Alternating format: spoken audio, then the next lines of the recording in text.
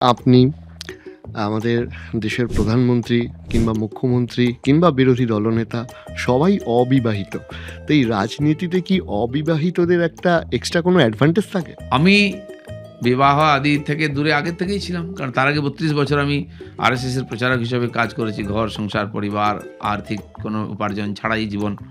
তো এটা কন্ডিশনই আছে। সেইটার সঙ্গে এটা এডিশন হয়ে গেছে। কারণ দেখুন রাজনীতিটা আজকাল ফুল টাইম জব হয়ে গেছে। হুম, ২৪ ঘন্টার কাজ। আপনার উপরে কোনো অধিকার থাকবে না। রাজনীতিতে আপনি গেলেন মানে। হুম, তো সেই জন্য কী হচ্ছে যারা পুরোপুরি সমাজকে সময় দিচ্ছেন তারা বিয়ে করলে একটা সেটা একটা ফুল টাইম জব, পরিবার, সন্তান ইত্যাদি আয় উপায়।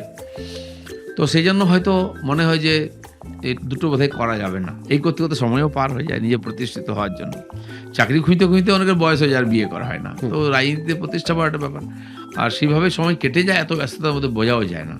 তা এখনকার রাজনীতিটা যেহেতু পুরো সময়ের রাজনীতি সেজন্য অনেকেই আর ঘর সংসারের দিকে যেতে পারেন না। এতেই পুরো সময় চালিয়ে দেন আর এটাই ভাল লেগে যায়। এই করেই আর নেশার মতো হয়ে যায়।